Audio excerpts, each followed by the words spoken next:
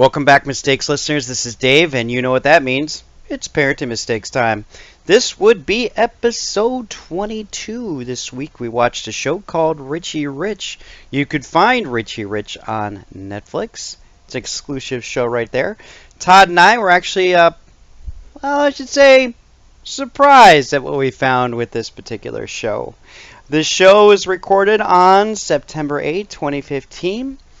And as you know, we have a couple of social media locations.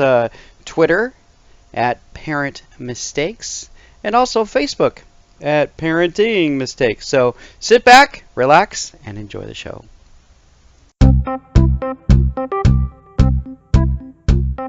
How are you doing, Todd? I'm doing fantastic. I'm guessing you have, I'm doing good too. You got something to tell me? A little bit. Oh yeah, go ahead.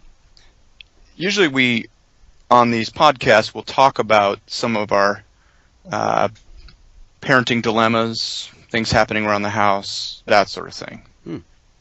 I was thinking a little bit about this particular show, and I'm not going to jump right into it, but I will say this. There are times when my kids want to watch content, or I want to watch content, that I really want to like for reasons other than the content itself. Okay. So we've talked about this before, like when we did Clone Wars. We both grew up with Star Wars, so we have kind of a built-in sentimental attachment to Star Wars. That's true. So it is probably more difficult for us as parents to be, say, more objective. We don't treat a Star Wars product the same way we would treat something else. Because we're fans. I get it. Right? When you go to Target, you're like, oh, Star Wars product. Oh, Star Wars, yeah. I love you, Star Wars product. Yes. But would you agree? Oh, when I see Sophia the First, I have no affection for it. Yes. With Star Wars. when I see the Clone Trooper, yes. Oh, okay, so this is going to seem like a little bit of a stretch, but stay with me here. Okay. So one of the secondary characters, I'll jump ahead just a second. We watched Richie Rich. Yes, we did. Which is a Netflix original series. One of the secondary characters, the dad, there's a dad in this, Cliff Rich. Yes. Richie's dad. Mm-hmm. Do you know? Of course you don't know. You're not going to know this, but you'll know this once I ask you the question. How's that for confusing? Sorry, I wish I could describe that face. Cliff Rich is played by actor Kif Vandenheuvel. He's Dutch? Do you know where Kif went to school? I'm guessing Calvin College. Very good. Mm-hmm. Hell, I could tell you by the Fidenhoevenverden, right, that it was Dutch, right? Well, that was just really sensitive there. You know how I feel about the Dutch people. There's too many in my life. There are not too many Dutch people. Anyway. Oh, yes, there are. So Kif went to Calvin. And same year as you? He graduated a couple years before me. I never knew him. I knew who he was.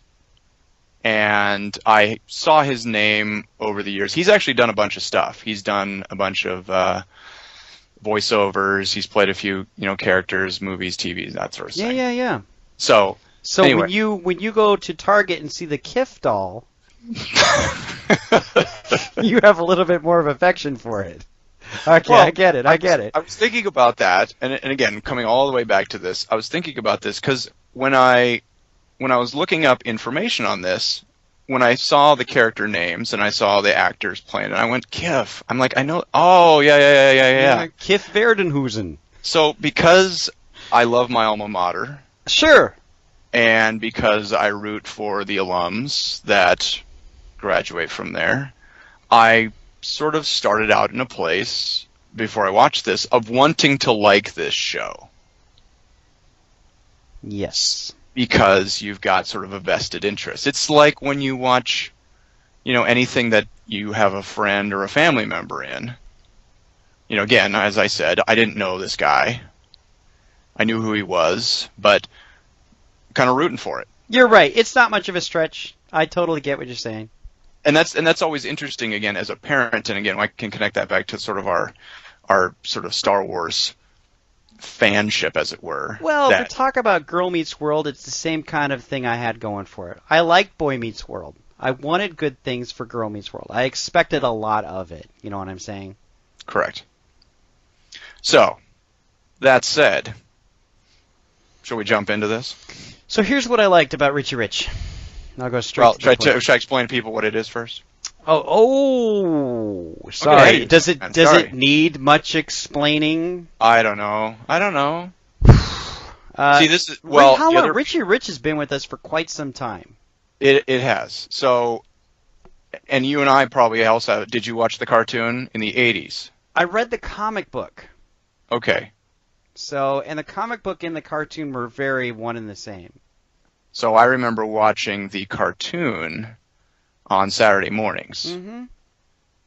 So the basic premise, and I don't remember in the cartoon back in the day why he is rich, but so this is about a young boy who is got stacks of money. In the current version of it in Netflix, I have to assume that this plot has been changed a little bit. But I want to assume so too, because in the comics I always assumed that Richie was just a rich kid, right, and that his parents were filthy rich. But so anyway, they have skewed this millennial wise for sure. This has certainly got a modern twist to it. So apparently Richie invents some sort of amazing clean energy source from the vegetables that he never ate. Right. And he sold it for over $1 trillion. And now he's got a mansion, which has got its own amusement park. He's got all these toys. It reminds me of Michael Jackson's Neverland. A little bit. And he's got a dad, who we have discussed already, and a sister, and a robot maid who looks very, well, is played by an actress, but has sort of a creepy robot voice. Which, that was it, the auto-tune voice, right? Yes, a little bit. Yes. Yeah, it's weird. Okay. And then Richie's got his two pals who just kind of hang out with him. Right.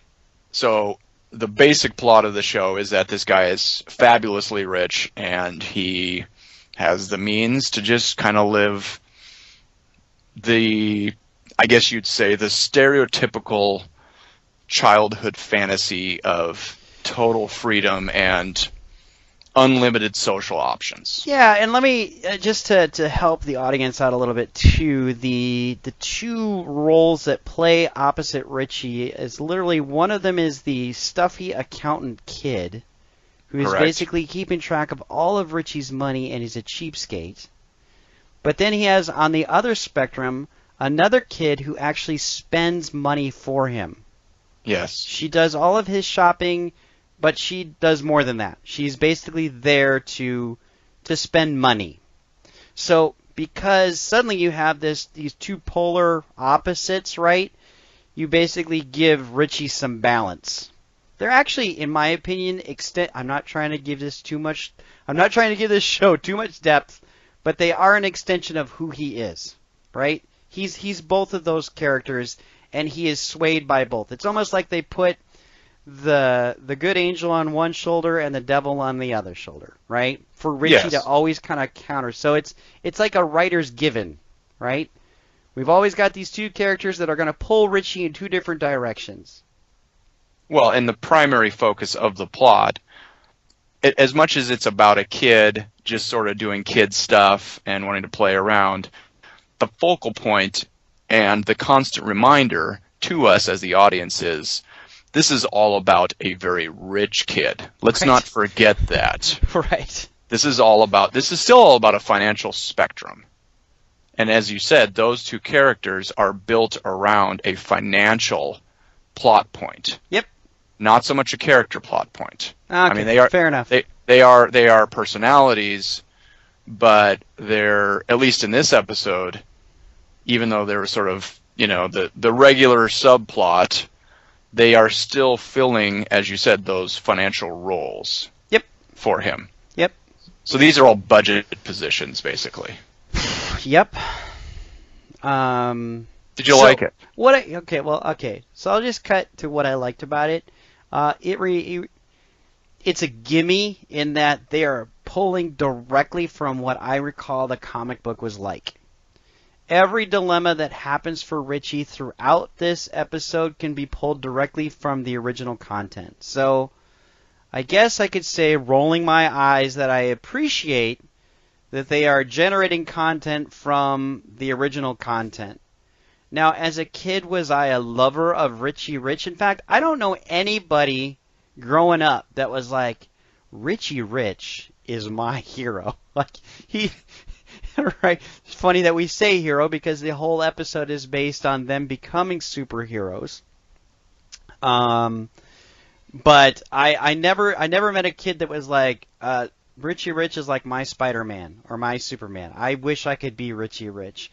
What Richie Rich has always done really, really well is tapped on that fantasy of every kid to be able to do whatever they want, right? Because they've just got all the money in the world.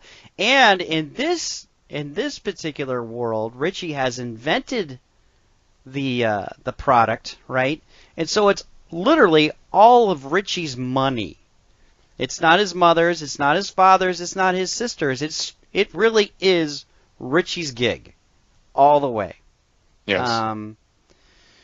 So like I said, what I like is the fact that they actually pull on that fantasy, and they haven't left that fantasy at all behind, with the exception of they've even vaulted it up even more, right?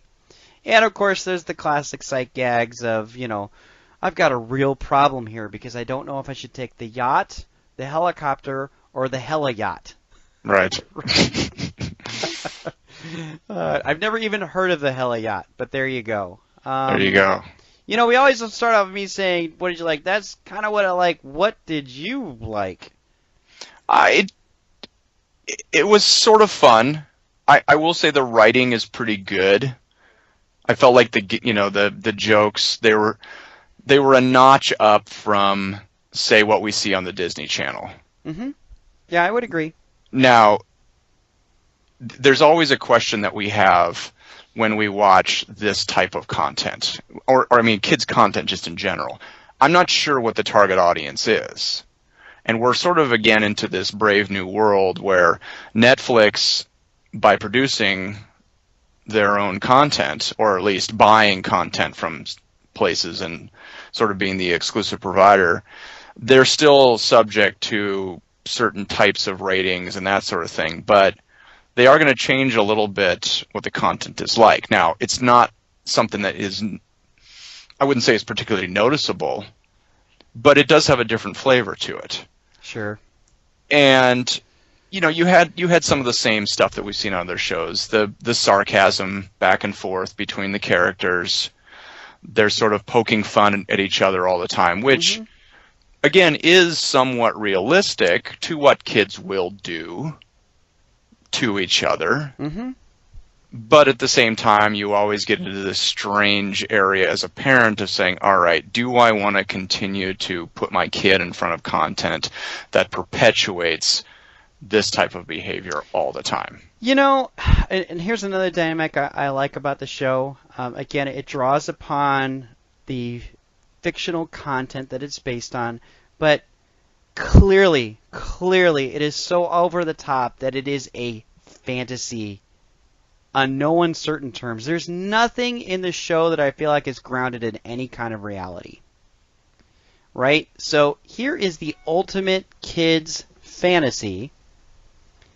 And it doesn't try anything to do, it doesn't try to ground itself. It is over the top, crazy. There's nothing there that's going to ground you in anything. It's strictly entertainment. And because he's Richie Rich, anything you can imagine is possible. I'm not saying this is like a PBS show. But what I am saying is that I don't think kids will walk away saying, I can be Richie Rich. Right. I think they walk away saying, wow, that's just crazy. Right? I can't believe that happened. It's like every episode is a dream sequence. Yes! Thank from you. a That's what I'm normal looking show. for. Yeah, Yep. it's a dream sequence. Now, you're right, it doesn't ground itself, but you still have kids who are, in theory, living and hanging out and looking for things to do within a domestic setting, albeit a ridiculously, I don't know. Right. It's silly. I don't even know how to describe the dwelling place.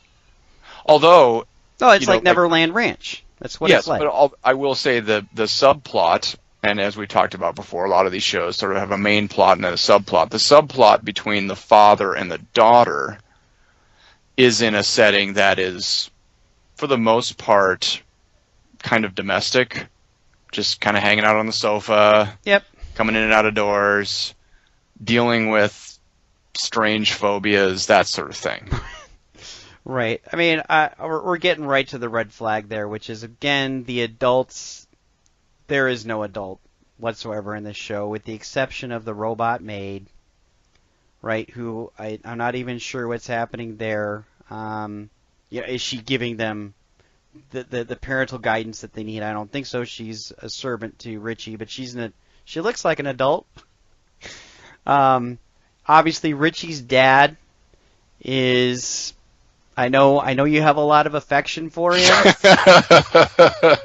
but he really is Richie's son.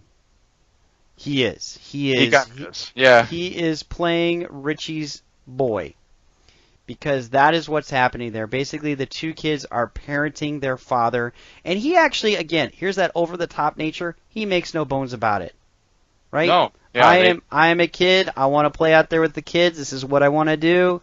Which, again, is that ultimate kid fantasy. They've totally, in this case, instead of the parent actually being in like a parent position, this parent has basically said, no, I've totally abandoned that to live out this ultimate fantasy for you because I want to be your kid, right? And Richie and his sister are like, and we would love to have you as our child, and we're going to educate you as if you were our child. Because that's one of the plot points, is that the eldest, Richie's sister, is basically trying to break some phobias for their parent boy, right? Yeah. Like, we need to come up with a whole new terminology here, because they have really taken this to the next level. Well, they have, and as you said, I think that's a great insight, in that we've seen this a lot in other shows where there are parents, and they are in theory supposed to be in parental roles, and simply do not have the backbone, the drive, the confidence to actually be an authority figure.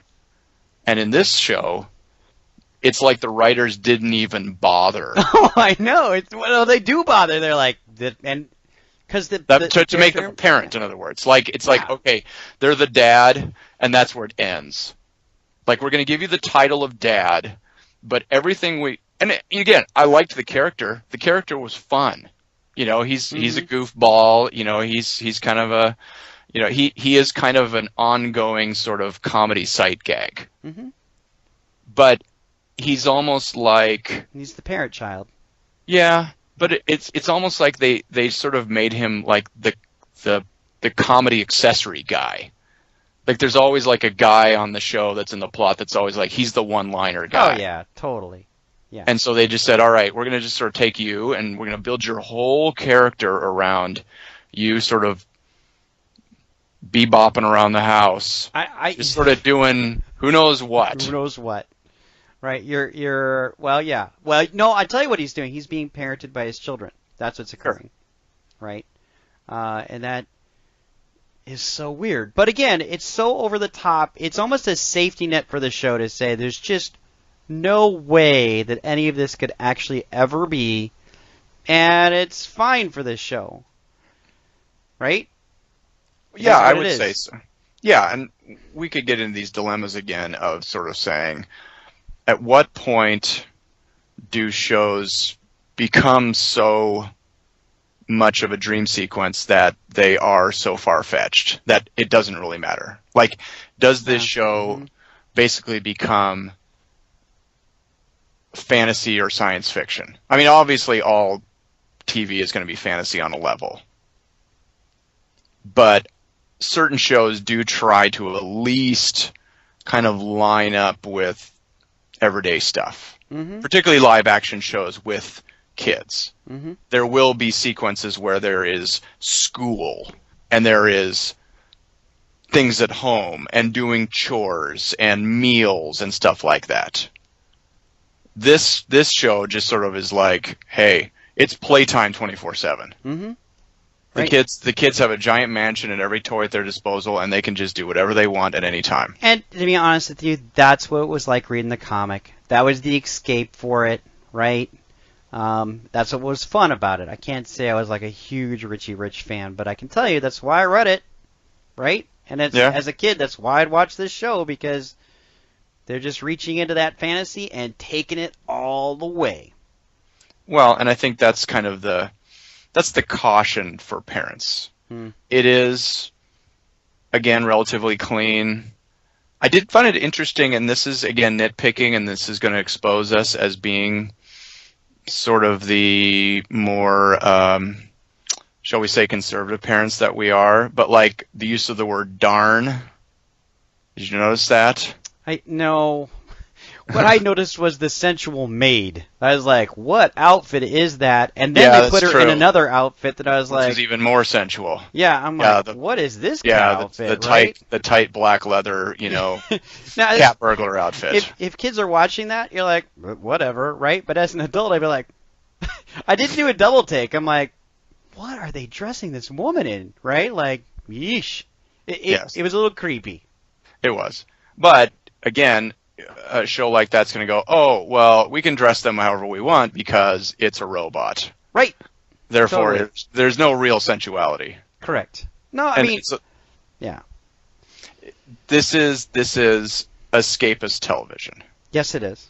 And, as we've said, there's lots of kids shows that are escapist.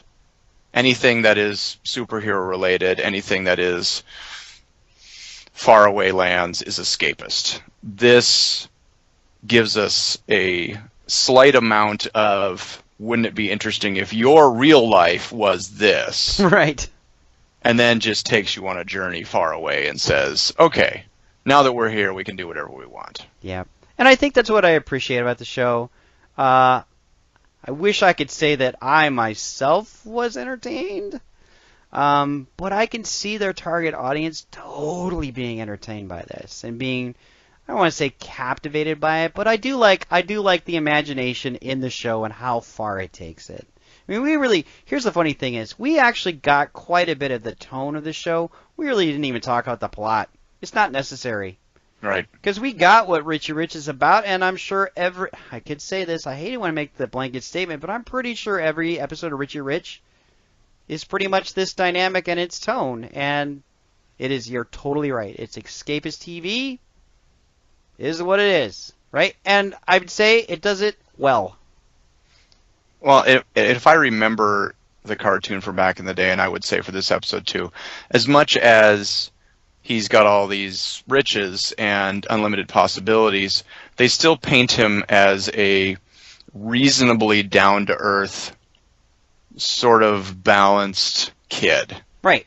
Who has not necessarily... He seems to be taking advantage of his opportunities, but what I do appreciate is that he hasn't gone completely crazy, greedy, sort of. Here's the thing: he has the two other characters that already do that for him, right? And that's what he's balanced in the middle. So he's kind of forced to be the balance of that entire situation. And you're right; he's not a nut bar, yes. Right? He seems pretty grounded. It's so hard to say, right, when watching this show. We watched one episode, yes. True, but I'm guessing again that he is pretty much at the end kind of grounded. The thing that was a little bit unexpected was that in the episode he was depicted as a coward. Yes. Which I wasn't expecting. Well, at least hesitant. Yeah. And that's fair. People talk tough about being in leadership. Like he definitively wants to be the leader. Yep. And they recognize him as the leader. And vocalizes that a number of times, but then struggles to make leadership decisions. And that's somewhat fair. Yep. And if I had a heli yacht, I would definitely not take the yacht or the helicopter. I'd take the heli yacht for sure. There you go. Yeah. So at the end, I find it kind of funny that both you and I kind of came out on the other end on this, for sure. But yeah, if my children are watching this, it would not be the end of the world. No, and I think back to what you said about him as a comic book quote unquote hero. Mm-hmm. He's not way up the charts, and so in the same way, I wouldn't tell parents, "Oh yeah, this is a fantastic show." Right. But I also wouldn't go, "Nah, stay away." It's good. It's fine. Fun. Yep. And Kiff, if you ever listen to this podcast, fine work, man. Make the Calvin College alums proud. He is working, isn't he? Well, yeah, he's working. He's got a show here. Oh, man. fine work. I thought you said find work. No. I thought you were saying don't quit your day job, bud. No. You got to listen closely. Fine, excellent work, Kiff. Proud of you, man. Yeah, there you go. Don't know each other, but proud. Good job. There you go. Yeah. All right, you can follow us, our wonderful podcast, on Twitter, Parent Mistakes, or you can follow our Facebook page, Parenting Mistakes. And we would love to hear feedback from you, show ideas, things you liked, things you disliked, things you want to clarify on, errors we made, corrections and retractions, that sort of thing. And until then, like us. Yes.